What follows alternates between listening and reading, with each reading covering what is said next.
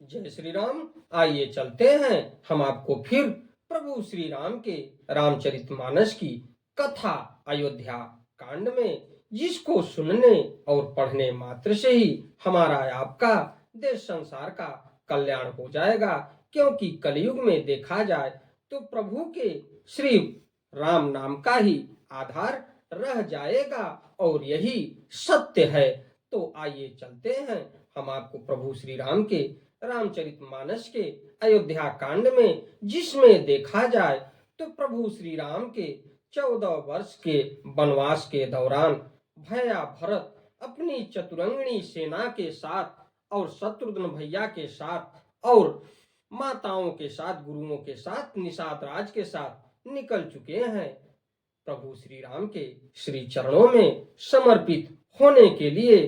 तो इससे पहले विघ्नों को हरने वाले भगवान गणेश और विद्या की प्रदायिनी मां सरस्वती के श्री चरणों में शीश नवाते हुए विनम्र निवेदन करूंगा कि हमारे देश संसार में जहां भी प्रभु श्री राम के रामचरितमानस की कथा हो रही हो, उसे संपन्न करने में अपना पूर्ण योगदान दें। उसके साथ साथ हमारे ऊपर भी अपनी कृपा बनाए रखें कि मैं अपने मुखार बिंदु से प्रभु श्री राम के रामचरितमानस की कथा को जो भी श्री राम भक्त प्रेमी हैं उनके तक पहुंचाने का पूर्ण प्रयास करूं और वो इस कथा को सुन के अपने पुण्य के भागी बने।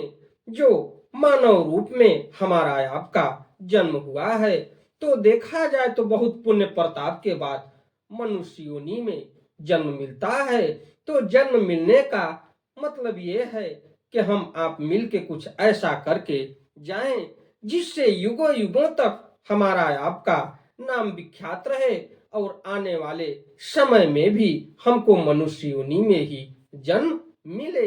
तो आइए चलते हैं हम आपको प्रभु श्री राम के रामचरित मानस की कथा अयोध्या कांड में। ओम श्री जानकी वल्लभो विजयते। कहत सप्रेम नाई महिमा था, भरत प्रणाम करत रघुनाथा। उठे राम सुनि प्रेम अधीरा, कहु पट कहु निसंग धनु तीरा।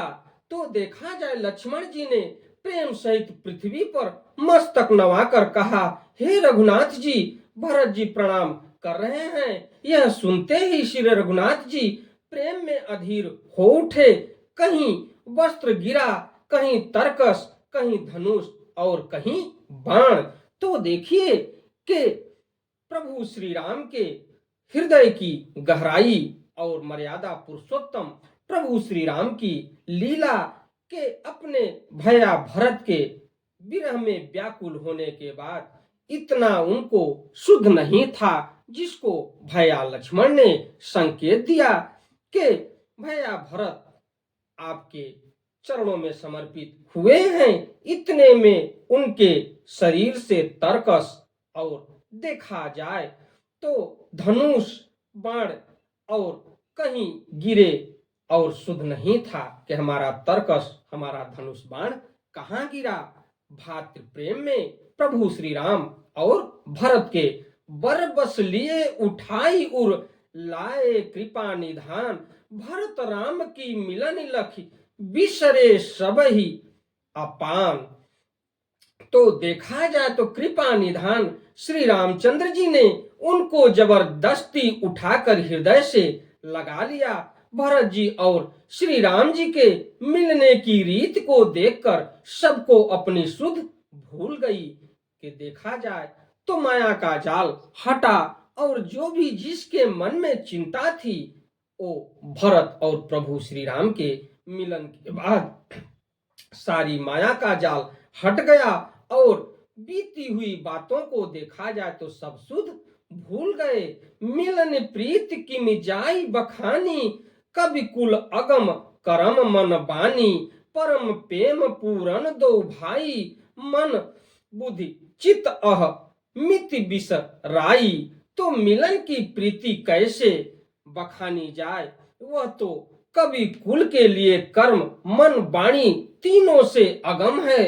दोनों भाई भरत जी और श्री राम जी मन बुद्धि चित्त और अहंकार को भुलाकर परम प्रेम से पूर्ण हो रहे हैं। कहु सप्रेम प्रकट को करई, केहि छाया कवि मति अनुसरई, कभी अर्थ आखर बलु साचा, अनुहरि ताल गति नटु नाचा। कहिए उस श्रेष्ठ प्रेम को कौन प्रकट करे, कवि की बुद्धि किसी की छाया का अनुसरण करे। कवि को तो अक्षर और अर्थ का ही सच्चा बल है, लेकिन उनके प्रेम का बखान कैसे किया जाए।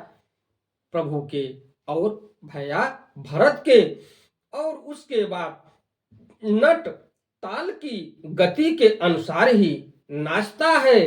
तो देखा जाए तो नट नाचने वाला या गाने वाला वो अपने धुन के हिसाब से ही नाचता है और गाता है। ये गोस्वामी तुलसीदास जी ने प्रभु श्री राम के रामचरितमानस की कथा में लिख दिया कि नट ताल की गति के अनुसार ही नाचता है। अगम स्नेह भरत रघुबर को, जह न जाई मनु विधि हरिहर को, सो मैं कुमति कहो के ही भांति, बाज सुराग की गांडर ताती। तो देखा जाए तो भरत जी और श्री रघुनाथ जी का प्रेम अगम्य है, जहां ब्रह्मा विष्णु और महादेव का भी मन नहीं जा सकता। उस प्रेम को मैं कुबुद्धि किस प्रकार कहूं। तो देखा जाए तो गाडर की तात से भी कहीं सुंदर राग बज सकता है। तालाबों और झीलों में एक तरह की घास होती है, उसे गाडर कहते हैं, जिसको देखा जाए तो उसके जड़ और तने का कहीं भी सुराग नहीं मिलता, लेकिन वो घास हर समय हरी भरी ही रहती है। मिलन बिलो की भरत रघुबर की, सुरगन सबय धक धकी धर की, समुझाए सुर गुरु जड़ जागे, बरस प्रसून प्रशंसन लागे। तो देखा जाए तो भरत जी और श्री रामचंद्र जी के मिलने का ढंग देखकर देवता भयभीत हो गए, उनकी धुक धुकी धड़कने लगी। देवगुरु बृहस्पति जी ने समझाया, तब कहीं वे मूर्ख चेते और फूल बरसाकर प्रशंसा करने लगे। तो देखा जाए तो भरत और प्रभु श्री राम के मिलन को देखने के बाद देवता भी भयभीत हो गए, लेकिन उसके बाद देवगुरु बृहस्पति ने उनको समझाया, तब वे अपने मूर्ख चेते और फूल बरसाकर प्रशंसा करने लगे। तो आकाश से फूलों की वर्षा होना शुरू हो गया। श्री देवगुरु बृहस्पति के समझाने के बाद मिली सपेम रिपु सूद नहीं, केवटु भेटेऊ राम, भूरी भाई भेटे भरत, लक्ष्मण करत प्रणाम। फिर श्री राम जी प्रेम के साथ शत्रुघ्न से मिलकर तब केवट निषाद राज से मिले। प्रणाम करते हुए लक्ष्मण जी से भरत जी बड़े ही प्रेम से मिले। भेटेऊ लखन ललकी लघु भाई, बहुरी निषाद लीन उरलाई, पुनि मुनि गण दूह भाइन बंदे, अभिमत आशीष पाई आनंदे। तो तब लक्ष्मण जी ललक कर बड़ी उमंग के साथ छोटे भाई शत्रुघ्न से मिले। फिर उन्होंने निषाद राज को हृदय से लगा लिया। फिर भरत शत्रुघ्न दोनों भाइयों ने उपस्थित मुनियों को प्रणाम किया और इच्छित आशीर्वाद पाकर वे आनंदित हुए। तो देखा जाए तो एक तुच्छ प्राणी जो कि छाया मात्र पड़ने से भी उसको अछूता बोला जाता है, लेकिन उसको भी भया लक्ष्मण और प्रभु श्री राम ने गले लगा के उनको अपने शरणों में रख लिया। तो ये प्रभु की महिमा है कि वो कभी भेदभाव नहीं किए, उनकी शरण में जो गया वो उनका हुआ। ये प्रभु की मर्यादा की, और प्रभु सबके हृदय और सबके मन में बसते हैं, लेकिन भावना व्यक्ति या मनुष्य की अलग होती है। तो देखा जाए तो सानुज भरत उमग अनुरागा, धरि शिरसिय पद पदुम परागा पुनि पुनि करत प्रणाम उठाए, सिर कर कमल परसि बैठाए। छोटे भाई शत्रुघ्न सहित भरत जी प्रेम में उमंग कर सीता जी के चरण कमलों की रज सिर पर धारण कर बार बार प्रणाम करने लगे। सीता जी ने उन्हें उठाकर उनके सिर को अपने कर कमलों से स्पर्श कर सिर पर हाथ फेर कर उन दोनों को बैठाया, यानी भैया भरत और भैया शत्रुघ्न को। सिय आशीष दीन्ही मन माही, मगन स्नेह देह सुधि नाही। सब विधि सानुकूल लखी सीता, भेषि निसोच उर अपडर बीता। सीता जी ने मन ही मन आशीर्वाद दिया, क्योंकि वे स्नेह में मग्न हैं, उन्हें देह की शुद्ध बुद्ध नहीं है। सीता जी को सब प्रकार से अपने अनुकूल देखकर भरत जी सोच रहित हो गए और उनके हृदय का कल्पित भय जाता रहा। को किछु कहि न को किछु पूछा, प्रेम भरा मन निज गति छूछा। ते अवसर के वटु धीरज धरि, जोरी पानी बिन वत प्रणाम करी। उस समय न तो कोई कुछ कहता है और न कोई कुछ पूछता है।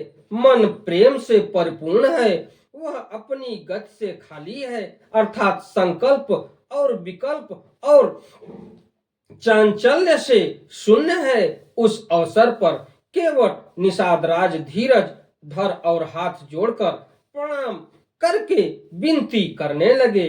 तो नाथ साथ मुनिनाथ के, मातु सकल पुर लोग। सेवक सेनप सचिव सब, आए विकल वियोग। तो ये चीज निषाद राज प्रभु से बोले कि प्रभु, देखा जाए तो आप तो अंतर्यामी हैं और आप सृष्टि को रचने वाले हैं और आप में ही सृष्टि है। तो हे नाथ, मुनिनाथ वशिष्ठ जी के साथ सब आपकी माताएं भी उपस्थित हैं। नगरवासी सेवक सेनापति मंत्री सब आपके वियोग से व्याकुल होकर आए हैं। तो देखा जाए तो अब निषाद राज माताओं के बारे में और नगरवासियों के बारे में और गुरुओं के बारे में प्रभु से बोल रहे हैं कि प्रभु, माताएं और गुरु वशिष्ठ कुल पूज्य, हमारे गुरु वशिष्ठ जो आपके कुल पूज्य हैं, वो भी पधारे हैं। नगरवासी सेवक सेनापति मंत्री सब आपके वियोग से व्याकुल होकर आए हैं। इसी के साथ मैं अपनी वाणी को विराम देते हुए अगली कथा में मैं आपसे फिर मिलता हूं। हमारी कथा, हमारी वीडियो आपको अच्छी लगे तो वीडियो को लाइक करिए, शेयर करिए, चैनल को सब्सक्राइब करिए, बेल आइकन दबाना न भूलिए, जिससे हमारी कोई भी महत्वपूर्ण धार्मिक वीडियो आप तक शीघ्र पहुंचे। आपका दिन मंगलमय हो। एक बार प्रेम से बोलिए प्रभु श्री राम की जय हो। धन्यवाद।